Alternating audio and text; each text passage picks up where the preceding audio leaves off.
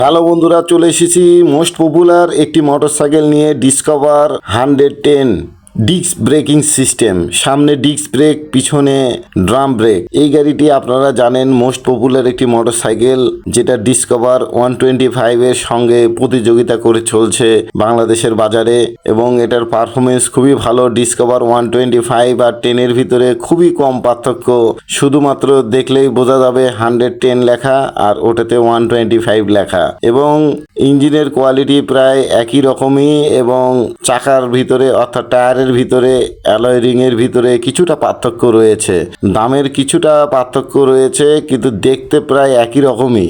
আর এই গাড়ির কথা কি বলবো, এই গাড়ি মোস্ট পপুলার একটা গাড়ি, কারণ এই মোটরসাইকেলটি এত পপুলার যেটা অকল্পনীয়। কারণ ডিসকভার মানেই সব ইউজারের জন্যই এটি একটি পছন্দনীয় বাইক। সব ইউজার খোঁজে ডিসকভার মোটরসাইকেল, কারণটা কি কমিউটার বাইকের ভিতরে খুব পপুলার একটি মোটরসাইকেল। এবং এটাতে আপনার সামনে ডিস্ক ব্রেক, পিছনে ড্রাম ব্রেক দিয়েছে, এবং ডিজিটাল মিটারও দিয়েছে, যেটাতে আপনার গিয়ার ইন্ডিকেটর শো করে এবং স্পিডোমিটার সব কিছুই শো করে। খুবই ভালো মানের একটি মোটরসাইকেল, আপনারা এই মোটরসাইকেলটি নিতে পারেন। এই মোটরসাইকেলটি বাংলাদেশের বাজারে খুবই রাজত্ব করছে। টেকসই মোটরসাইকেলের মধ্যে একটি এই মোটরসাইকেলটি।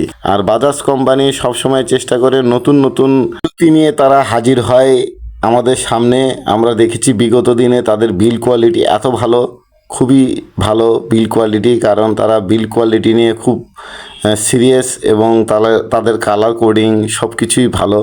এই দেখেন ডিস্ক ব্রেকের উপরে একটা কভার দিয়েছে, যেন ধুলাবালি, ময়লা, কাদা, পানি যেন কম, ডিস্কের ক্যালিপারের যেন কম ঢোকে।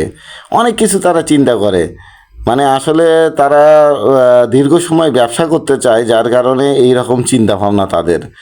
আর হেডলাইটগুলো আগের মতনই রেখেছে, এবং এরা হেডলাইটের ভিতরে এখন এলইডি সিস্টেম করেছে, যার কারণে এখন আলো বেশ ভালো। পার্কিংয়ের যে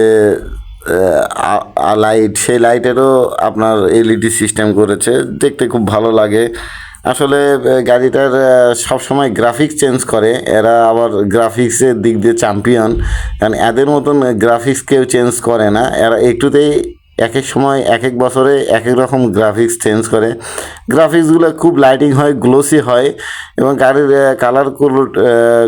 কালারগুলোরও খুব গ্লোসি হয়। দেখেন ইঞ্জিনের কালার, গাড়ির বডির কালার, ট্যাঙ্কির কালার, সব কিছু কালার কিন্তু চিকচিক করতেছে। মানে আসলে তারা কোনো কালারের দিক দিয়ে কোনো কম্প্রোমাইজ করে না, এবং তাদের বিল্ড কোয়ালিটি এবং সব কিছুই ভালো। শক্তিশালী ইঞ্জিন, সব কিছু মিলেই বেশ ভালো, এবং মাইলেজের দিক দিয়েও ভালো। প্রায় 50-60 কিলোমিটার এই গাড়িটাতে সিটিতে যায়, এবং সিটির বাইরে 60 কিলোমিটার তো মিনিমাম যায়।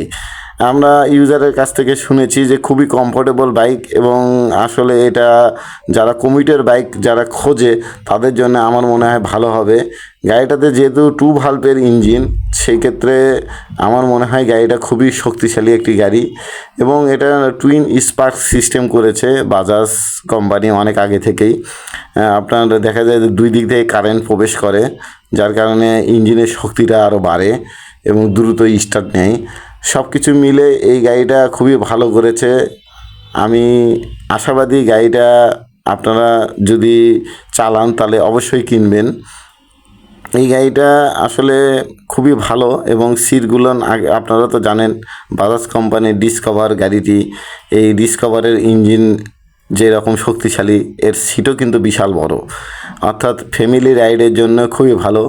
বউ বাচ্চা নিয়ে ঘোরার মতন একটি বাইক, ছোট বাচ্চাকে মাঝে বসে নিয়ে বা ট্যাঙ্কির সামনে বসে নিয়ে সুন্দরভাবে চালানো যায় ইজিভাবে।